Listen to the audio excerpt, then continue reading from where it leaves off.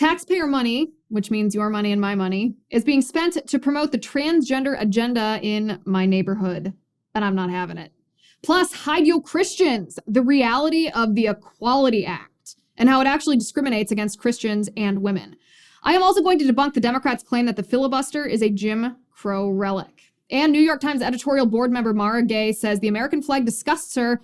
I'm going to respond to that today. Plus, of course, the 5 stories the mainstream media refused to report to you this week. I'm Liz Wheeler. Welcome to The Liz Wheeler Show.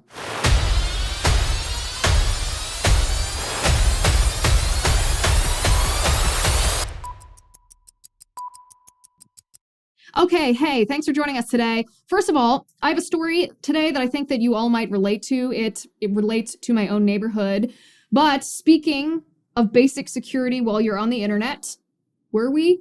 Let's talk first about ExpressVPN. There are a lot of things that I search for online that aren't anybody's business. They are not public, they are private searches. We're talking about, what if I search for a security system for my house? Do I want everybody to know that? What if I'm shopping for a new gun to purchase that my husband wants? Do I want everybody to know about that? No, it's nobody's business.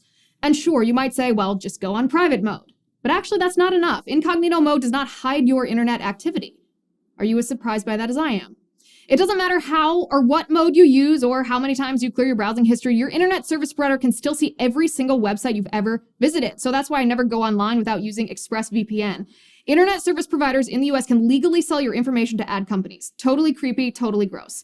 ExpressVPN is an app that reroutes your internet connection through their secure servers so your internet service provider cannot see the sites you visit. All you have to do is tap one button and wham, you are protected. So protect your online activity today. Visit my exclusive link, expressvpn.com/Liz, and you can get an extra 3 months free on a 1-year package. That's expressvpn.com/Liz. expressvpn.com/Liz to learn more. Highly recommend that you do so. Okay, before we get to the content, the meat of this show tonight, let me tell you a little story. So yesterday was voting day in my town. So as every good citizen should, I went and I cast my ballot.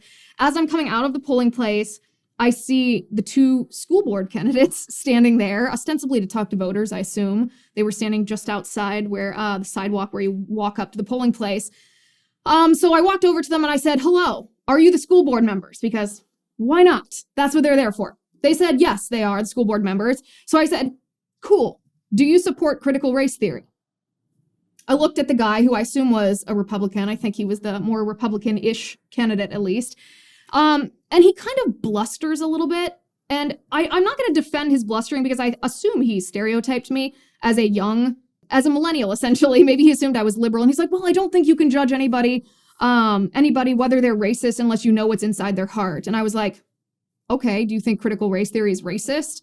And he kind of blustered again. He's like, I just don't think you can make sweeping generalizations. And I was like, sure, that's good enough. So I turned to the young woman who was running for school board and I was like, what about you? Do you think critical race theory is racist? And she goes, well, I think it's important to look at history through the eyes of other people, not just white people. And I was like, okay, do you know where critical race theory came from? And she was like, no, I can't say that I do. And I was like, okay, do you know the architects of critical race theory? Do you know what their goal was? And she did not. And so I proceeded to educate them both on the origins of critical race theory, all the way from critical theory to critical legal studies to critical race theory here in the United States and how it had infiltrated our societies. And I have to say, I had a great time. I don't want to speak for them. They looked a little deer in the headlights, but I told them that I recommended if they were going to serve on school board, whoever did win, that they should be educated about this. So, I don't know. I thought it was funny. If you have a chance to talk to politicians, always do, because honestly, half the time, they're not even as entrenched in their viewpoint as they are ignorant about the policy or about the position. I don't know. It was really fun. And unfortunately, I think the woman won, but we will continue that fight at a later time. Okay, so speaking of, I guess, sort of neighborhood, speaking of a town that's special to my family in the summer, that's Kennebunkport, Maine. You might have heard about it because that's where the Bush is in the summer. Okay, so this is the same place that I confronted the school board candidates, but you may have experienced this in your town as well. But the town painted a crosswalk in downtown. This is where everyone hangs out in summer afternoons and evenings in the downtown. They painted the crosswalk like a rainbow in honor of Pride Month. So all the colors of the rainbow, each square of the crosswalk. And then at the end of the rainbow, it was pink. So there's no pink in a rainbow, right? So that's transgender color, the transgender activists color, the transgender flag color. You can see it here for those watching this. I took a picture of it so you could see it. Maybe you've seen this in your community too, in your neighborhood. And here's what I have to say. This might look innocuous. This might look like not a fight worth fighting, but it is time to push back against this because these are the definition of the culture wars that I'm talking about all the time. This is my tax money that the town is using to push the transgender ideology. And I would say this, keep my tax dollars out of your political activism. Imagine if it were the other way around. Would you want your tax dollars used to push my political ideology, my agenda? No, you wouldn't. And I say this, I know that it's Pride Month, and I say this cognizant of that. We are fortunate to live in a country where gay people are free to live their lives without fear of persecution, right? And I say this as a practicing Catholic who believes the tenets of the Catholic faith. We are fortunate to live in a nation where everyone is treated equally under the law, right? But do not celebrate the transgender ideology with my tax money because the transgender ideology is destructive. It's destructive to individuals, it's destructive to the family, and it's simply unfair to use my tax money to pay for it. And here's what else I would say. Those listening to this is one of those topics that I've talked about that can be uncomfortable to talk about. But here's the thing. The people that you see at church on Sunday, your neighbor, the people that you know from your kids go to school with them, that you see them in the grocery store, your neighbor agrees with me. This is a topic that people are afraid to talk about because they're afraid to be labeled a transphobe, but people agree. There are two genders, right? And the transgender ideology is not just tolerance. It's not just, hey, allow an adult to live their life dressed as whoever they want and be called by whatever name they want. No, the transgender ideology is dangerous and it's destructive. So do not self-censor based on a fear of being targeted by the left. And here's what I mean. The transgender ideology is anti-woman. It's not inclusive. It's not tolerant. It is unfair to biological women, which is redundant. It's unfair to women in sports. It erases women's accomplishments, and it's dangerous to women and children in bathrooms and locker rooms that used to be single sex, reserved just for women, biological women. Okay, so it's anti-woman. Children are also being indoctrinated and abused under the head of the transgender ideology. It's anti-science to begin with, we know this, yet public schools are teaching kindergartners that, they can be a boy if they want to be or a girl if they want to be. They're being taught about the so-called gender spectrum. There's 127 genders or something like that. The gender doesn't have to match your body or your biology, it's your identity. That's what children are being indoctrinated. Parental rights are being violated in adherence to the transgender ideology. Children are actually being removed from their parents based on this ideology. There was a teenager in Cincinnati, Ohio, who wanted to be transgender. Her parents said, you know what? You need to wait to start hormones and to go through this process until you're 18, until you're out of our house. They were basing it not even on their religious beliefs, on science. A judge took custody of that child away from the parents and gave custody to someone who would facilitate the transgender transition. Children are being removed from their parents over the transgender ideology. James Younger in Texas. He's a 7-year-old boy whose mother claims he's transgender, whose father says he's not. His father's now being forced to participate in his transition or else lose custody of the child. Okay, the transgender ideology also allows public schools to socially transition children without their parents even knowing, let alone consenting to this. The transgender ideology has essentially prohibited children who suffer from gender dysphoria. Gender dysphoria, by the way, is very real. It's very serious. It's a very sad condition. The trans ideology has prohibited children, essentially, who suffer from gender dysphoria from seeing a mental health professional who will actually tell them the scientific proof and guide them and counsel them through it. Now psychologists are forced to affirm the gender identity of the child, or else they risk losing their license to practice. Puberty-blocking drugs that are given to children to chemically castrate children are not FDA approved for children. It's bodily mutilation that's being inflicted on these kids, very young kids. So the transgender ideology is not inclusive. It's not about tolerance. It's not about letting adults choose to live with or love or dress how they want or be called whatever name they want. No, the transgender ideology is destructive. And the part of it that's never discussed too, this is in addition to everything else, is the transgender individuals who are pushed or encouraged to transition, and then they regret that transition after they've already irrevocably mutilated their bodies. Okay?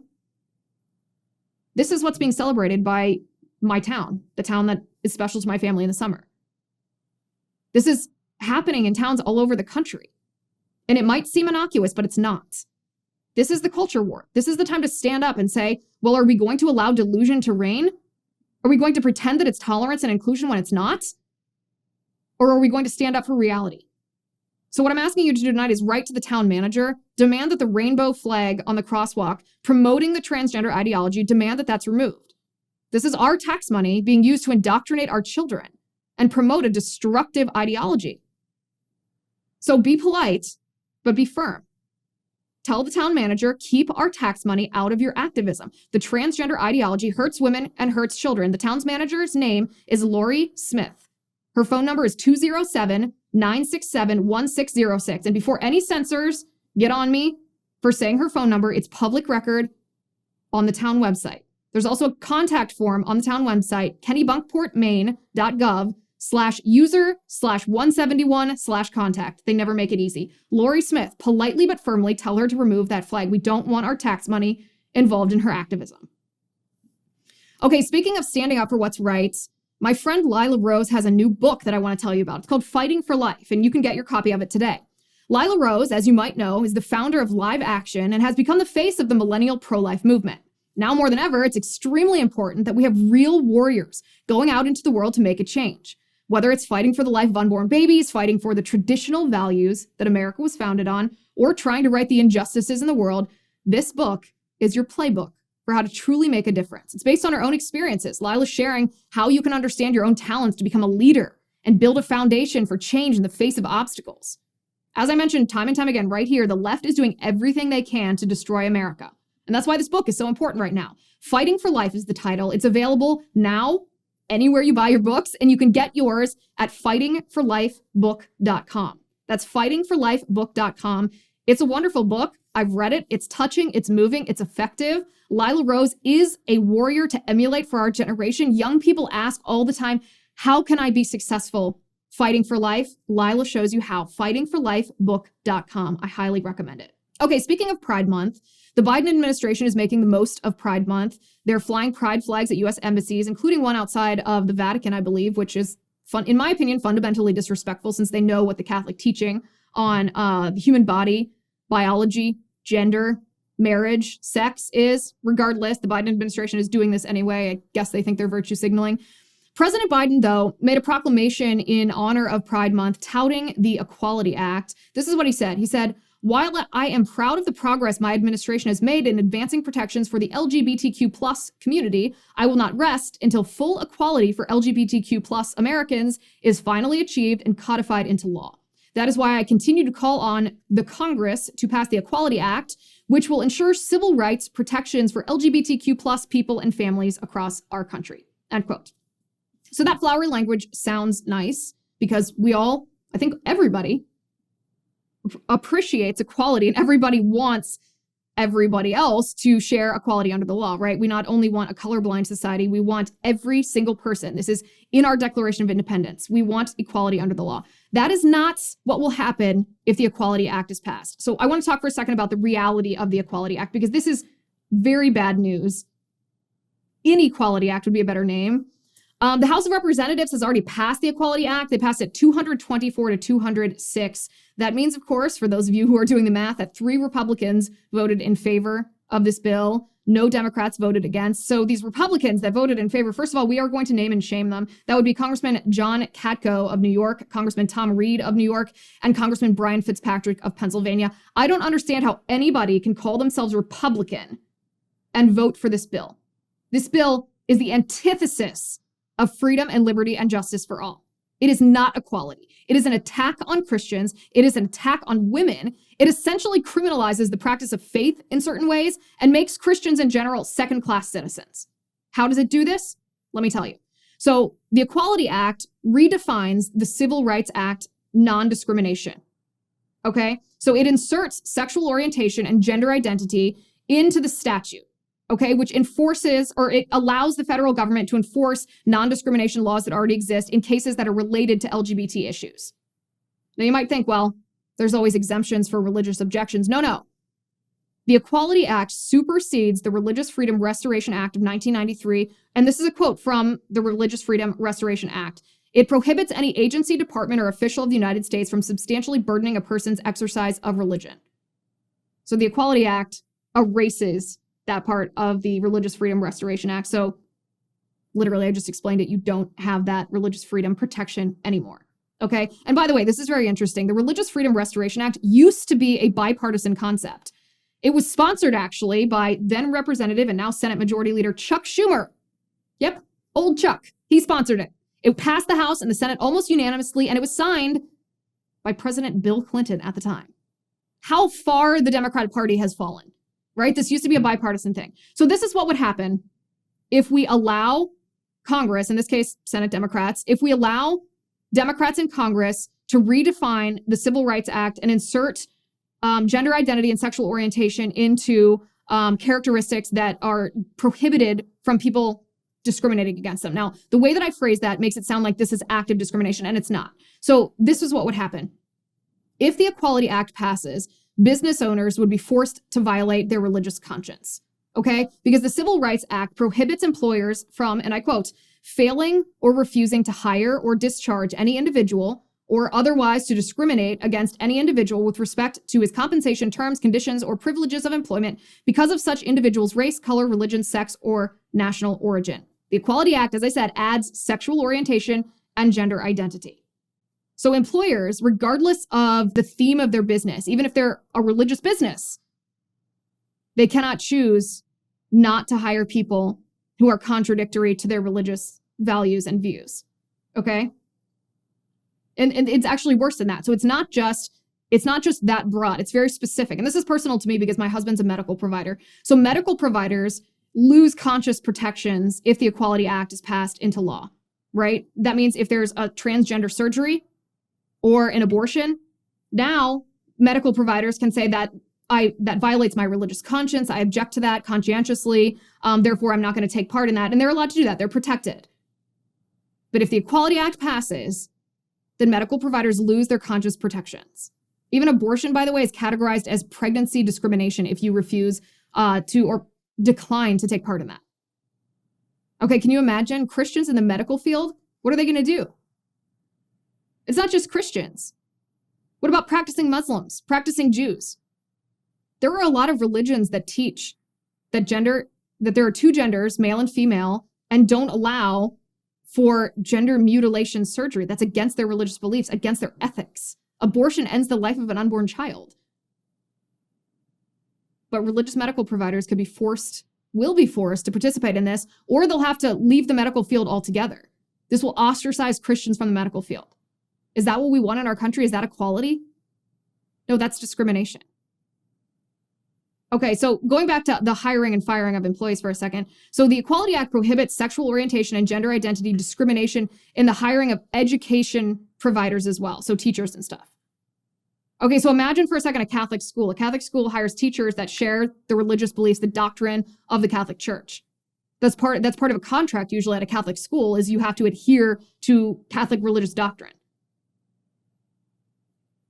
So what about an atheist or a transgender person, right? What if a transgender person comes and says, "Hey, I want to teach religion at your school." Well, the Catholic school is probably going to say, "Well, you're not living your life according to Catholic doctrine, so you're probably not the right candidate for this position." Okay, it's not about the person, it's about their actions. But under this bill, under this piece of legislation, if it were to become law, then these schools would be forced, under threat of lawsuit, anti-discrimination lawsuit, they'd be forced to allow people who violate the religious doctrine of the school to teach at the school. Similarly, employers couldn't opt out of providing health insurance that covers transgender surgeries or something else that they religiously object to. This would even apply to religious charities like the Little Sisters of the Poor, right? The Little Sisters of the Poor are the ones that have been taken to the Supreme Court multiple times because they religiously object to abortifacient contraceptive, and the Obama administration tried to force them to pay for it. Well, they'd be targeted again. They'd be forced to provide health insurance that not only covers abortifacient contraception, but covers transgender surgeries, even if they religiously object to it. Okay, so business owners too, Christian business owners like Jack Phillips of Masterpiece Cake Shop, who would sell cakes, sell anything from his bakery to any person regardless of sexual orientation, but declined to participate in a gay wedding because it violated his religious beliefs. They would be forced to participate in activities that violate their beliefs, or they could be subject to a lawsuit under this non-discrimination clause. So as you can see, the Equality Act is not about equality. No. This would target Christians. It would also target adoption agencies. Christians would be forced to violate their conscience, which punishes children. So if an adoption agency is Christian and they don't want to place either for foster care or adoption to LGBTQ couples because that violates their religious beliefs, they'd be forced to, or they'd be forced to close down. Okay, churches too, hiring staff. If the staff isn't a minister, then they could be forced to hire people that are transgender, even if that violates their religious doctrine, or else they could be sued. Okay?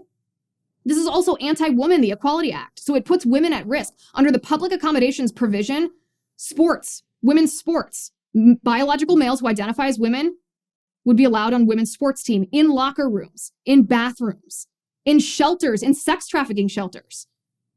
The Equality Act is not about equality.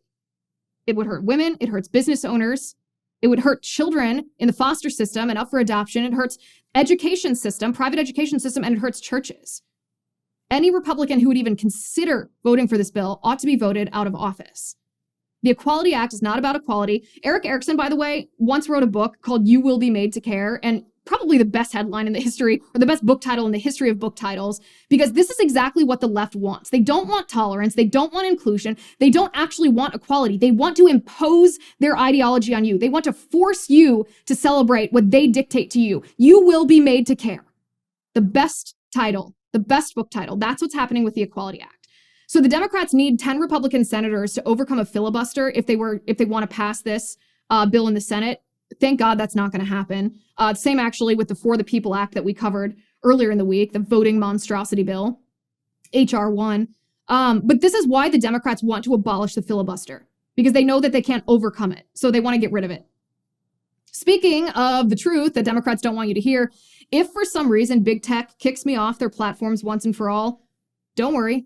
I won't be silent, so I want to make sure that I have the ability to stay in touch with you. That's why I'm asking you today to subscribe to our email list at lizwheelershow.com. If you want to make sure you never lose access to The Liz Wheeler Show and all the content I'm delivering, please drop your email address at lizwheelershow.com so that I can reach you if or when big tech pulls the plug. Okay, let's talk about this filibuster for a second. I think the filibuster for now is protected by not only Senator Joe Manchin, but also Senator Kyrsten Sinema, which, thank goodness, that they're acting with some sense, I suppose. Although Sinema is being threatened by one of her biggest donors, former Arizona Attorney General Grant Wood, is threatening her. He said, at the end of the day, if you don't vote to protect voting rights and save our democracy by breaking the Jim Crow filibuster, it should be your last vote as a United States Senator, no exceptions. So I don't think Senator Sinema is going to be getting money from him. She responded by saying, as folks in Arizona know, I've been a long supporter of the filibuster because it is a tool that protects the democracy of our nation rather than allowing our country to ricochet wildly every 2 to 4 years back and forth between policies. So two things I want to address today. First of all, the Democrats' reasoning or their argument for abolishing the filibuster are twofold. They claim it's a Jim Crow relic. That's an Obama phrase. And they claim that it's abused. So let's talk about the Jim Crow relic argument first. So Obama said this when he wanted to get rid of it. When he was president, he called it a Jim Crow relic. However, when Obama was Senator Obama, when he was in the Senate, he was very much opposed to abolishing the filibuster. And here's why. Take a listen. What they don't expect is for one party, be it Republican or Democrat, to change the rules in the middle of the game so that they can make all the decisions while the other party is told to sit down and keep quiet. The American people want less partisanship in this town, but everyone in this chamber knows that if the majority chooses to end the filibuster, if they choose to change the rules and put an end to democratic debate, then the fighting and the bitterness and the gridlock will only get worse. I understand that Republicans are getting a lot of pressure to do this from factions outside the chamber. But we need to rise above the ends justify the means mentality, because we're here to answer to the people, all of the people, not just the ones that are wearing our particular party label. Isn't that funny how the Democrats want to abolish it when it hurts them, but they want it when it helps them. I think that's what you call a hypocrite, a flip-flopper. And listen, you heard Obama's words. He's actually correct. It would allow one party to change the rules in the middle of the game, and that's wildly unfair. So then we fast forward a little bit. When Obama was president, he called it a Jim Crow relic. That's become sort of the echoing narrative from Democrats ever since. But here's my question. If the filibuster is so racist, then why do the Democrats use it all the time? Are they participating in racism? Are they perpetuating something that's systemically racist? The filibuster, remember, was not created for any racist purposes. Inherently, in and of itself, it's not racist. It's a tool, okay? It is true in the 1930s that the Democrats used the filibuster to kill anti-lynching legislation. The Democrats did that, and they used the filibuster. The Democrats also used the filibuster against Senator Tim Scott last year, right? So the filibuster, there's no doubt that the filibuster was used or abused in the past for racist purposes by racist people. But that's not the fault of the filibuster. That's the fault of the racist people who did it. The racist Democrats who filibustered anti-lynching legislation. In fact, lots of American institutions have been abused to protect inherent evils. I mean, the presidency has been, the House of Representatives, the Supreme Court has been. But does that mean the institutions are inherently evil and racist? No, it doesn't. It means the people who were perpetuating the abuse using the institutions were racist, and they ought to be condemned. Same with the filibuster. Inherently, it's a tool. A tool can't be racist. It's like the gun debate, in a sense. Yes, criminals use guns illegally and law-abiding people use guns lawfully, but does that make all guns bad? No. The gun is the tool, and the tool is not the problem. The use and the user can be the problem. Okay? So that's how to respond to the Jim Crow accusation. The filibuster itself is not racist. It's been used for racist purposes, but that's the fault of the racist people who used it. Okay, so here's some facts about the filibuster. The funniest part, by the way, of the Democrats whining that the filibuster is being abused, Republicans have used the filibuster 0 times in the past 6 years, more than 6 years. But Democrats themselves have used it a whopping 327 times last year alone. So if it's so racist, did they want to come forward and, apologize for the 327 racist times that they used it? I don't think so. So the filibuster is not a constitutional provision. It is a rule, and Senator Sinema is correct. So here's a little bit of the history about it. So the Senate obviously has a 60-vote threshold required to overcome the filibuster, okay? And it's been required since 1975. It used to be higher than that, by the way. For more than a century, the Senate required 100% agreement to end debate. How crazy is that? Can you imagine 100% agreement to end debate? In 1975, it became 60 votes. The purpose of the filibuster is to make the Senate more of a bipartisan body versus the bare majority rules that happens in the House of Representatives, because the houses are supposed to be different.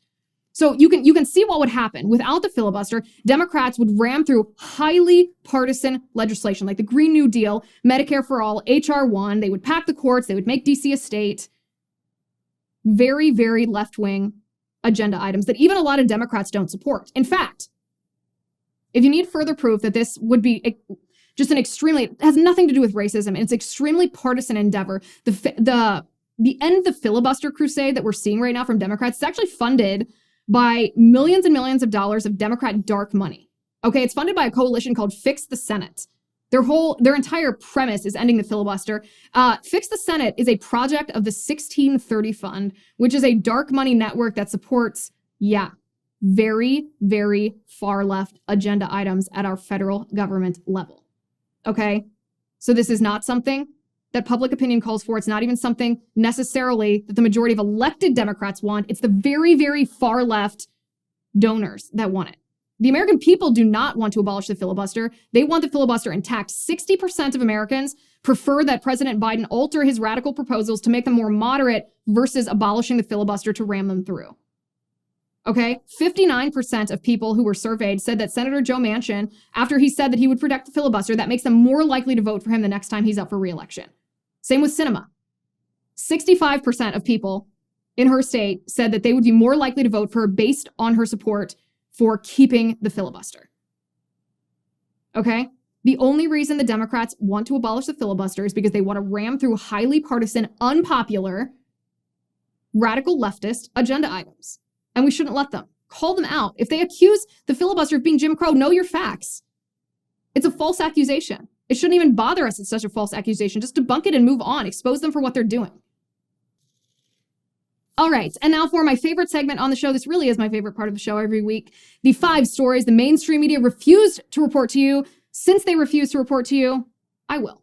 Okay, story number 1. This is a good one. This is a really good one. President Obama, former President Obama, laughed about the idea that critical race theory is a threat to our country. This is what he said, and I quote, "You would think with all the public policy debates that are taking place right now, the Republican Party would be engaged in a significant debate about how we're going to deal with the economy, what we're going to do about climate change, what we're going to do about, lo and behold, the biggest single most important issue to them apparently right now is critical race theory. Who knew that was a threat to our republic?" He laughed when he said, "Who knew that was a threat to our republic?" This man knows what he's talking about. He's not right on these issues, but he knows to ridicule something that the right is attacking. Remember the video of Barack Obama when he was at Harvard Law School praising a man named Derek Bell. Who is Derek Bell, you might ask? Derek Bell is known as the godfather of critical race theory. Obama knows what critical race theory is. He's only laughing because Republicans and conservatives all across the country, thinking people of every party, have gotten together to reject the racism and Marxism that is critical race theory. But did the mainstream media tell you about this? No, they did not. And by the way, I promised that I would give you action items for what you can do to fight against radical leftist assaults. Here's one for you. So Russ Vought, former Trump official, a good friend of mine, published an A to Z guide for how parents can fight critical race theory in their children's schools. Right now, after leaving the Trump administration, he's the president of the Center for Renewing America. The advocacy arm of his think tank is called Citizens for Renewing America. They created this A to Z guide. It's 33 pages. It's very short. It's a booklet, but it's chock full of information. It's a crash course in critical race theory and exactly how you can hold school board members accountable. So if you want to fight against this in your child's school, if you want to confront the school board the way I did, get this 33-page handbook. You can, I assume, get it on his think tank website, Citizens for Renewing America. I'll try to post it on my Twitter as well, since I didn't give you a direct link. It was more of a by the way.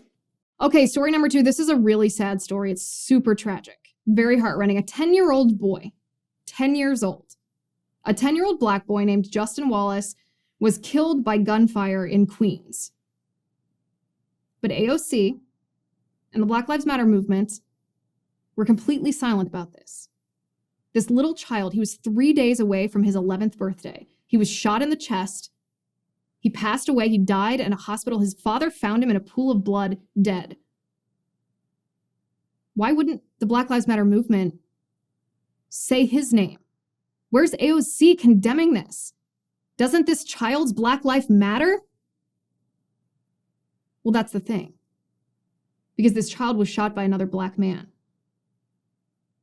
It doesn't fall into the narrative of the Black Lives Matter movement, which only claims that black lives are taken by white police officers. When it's a black man shooting a black child, the Black Lives Matter movement and AOC are silent. That black child's life doesn't matter to them. So please join me in saying his name, Justin Wallace, a 10-year-old boy killed by gunfire 3 days before his 11th birthday. Did the mainstream media report on this story? No, they didn't. Okay, story number 3. This one kind of makes me laugh, kind of makes me cringe. In Joe Biden's budget, he doesn't use the word mother. He calls us birthing people. Birthing people. Okay, when I was in grammar school, I was taught when you're writing an essay, if you have 2, 3, 4 words, anytime you have a phrase or a sentence that can be condensed into a precise word, that is how to be a good writer. I highly recommend that the morons who wrote Biden's budget condense birthing people into a more precise word. That word would be woman. Okay, joking aside, this is not only silly, of course it is silly, it's misogynistic. They are literally trying to erase womanhood. They claim to be advocates of women's rights. No, they're not. They're trying to erase womanhood. Biden's budget would allocate over $200 million in funding to help end the high rate of maternal mortality and race-based disparities in outcomes among birthing people. That's the quote in his budget, okay? Also included in Biden's budget, an additional $200 million to implement implicit bias training for healthcare providers. If you care about birthing people, Mr. Biden, why wouldn't you give that additional $2 million instead of implicit bias training? Why don't you give it for healthcare to the mothers who need it?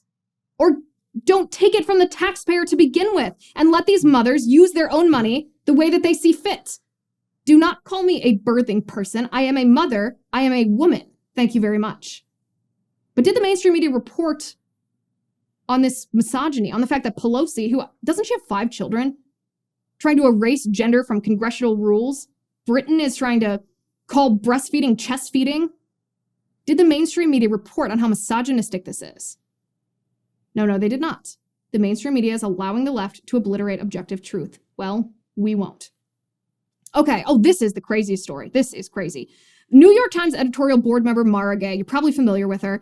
She says, in an anecdote that she told on air, she says, when she saw dozens of American flags flying on people's vehicles, I think she was in New York, she said it disturbed her. Here's why. Take a listen.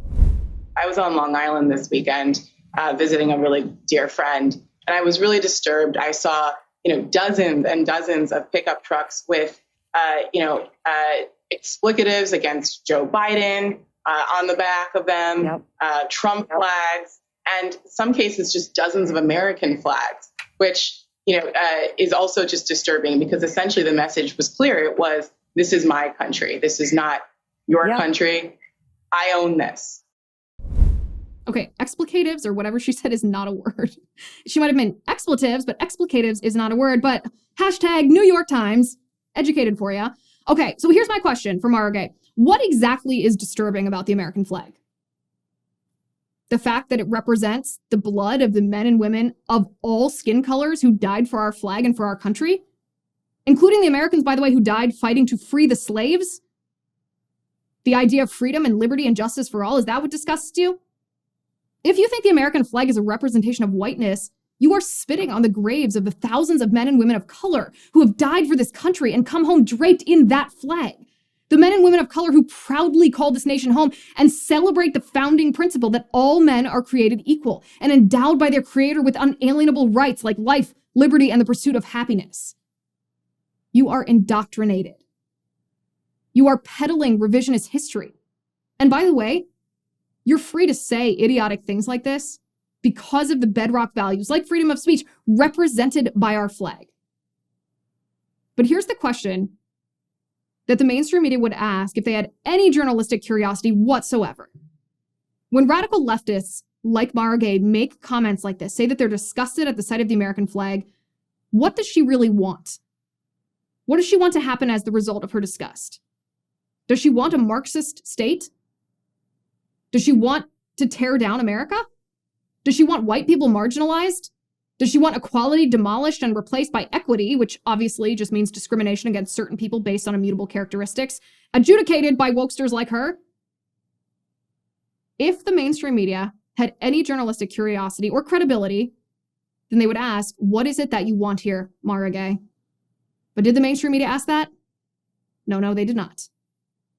Okay, story number 5. This is a funny one, kind of. Burger King is trying to troll Chick-fil-A in order to garner more business. They have a new campaign where they say that they will donate to an LGBTQ group for every chicken sandwich that they sell, even on Sundays they sell. They're obviously trying to tweak Chick-fil-A for being closed on Sundays because Chick-fil-A is a Christian organization and they're closed on the Lord's Day. Here's what I will say to this. First of all, this is probably going to help Chick-fil-A tremendously when Christians who don't like being mocked for being Christian refuse to eat at Burger King, who is mocking them for being Christian, and go to Chick-fil-A instead. That's what I would encourage you to do. But why is Burger King insulting a huge part of their customer base? Do they not want Christians? The vast majority of people in our country identify as Christians. Do they not want Christians to eat at their restaurant? I mean, I wouldn't anyway because fast food is gross, but that's neither here nor there. But why are they insulting a huge part of their customer base? Isn't this the opposite of what they claim they're doing by claiming to be tolerant of LGBTQ people? What, are they not tolerant of Christians? Are they discriminating, trying to discriminate against Christians now? But did you hear this story on the mainstream media? Well, if you did, you only heard it because the mainstream media was praising it. You didn't hear any advocacy on behalf of Christians being mocked. And since the mainstream media won't report any of this to you, I, of course, will. I'm happy to do so. It's my favorite segment of the week.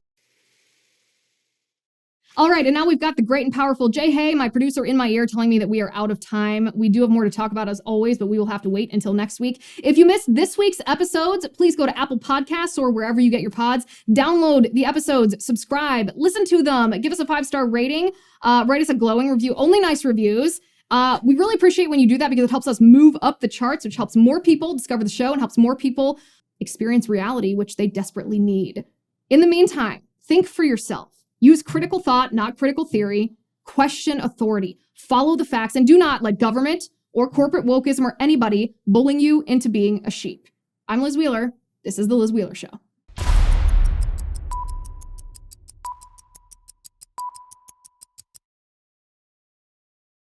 The Liz Wheeler Show is produced by Jonathan Hay, executive producer Chad Abbott, director of photography Kevin McRoberts, editor Stephen Reyes, assistant editor Michael Wall, assistant editor Tommy Weber, sound mixer Robin Fenderson, post-production manager Victoria Metzel, director of marketing Emily Washler, senior publicist Patricia Jackson, and production assistant Mickey Pisani. This has been a Soundfront production.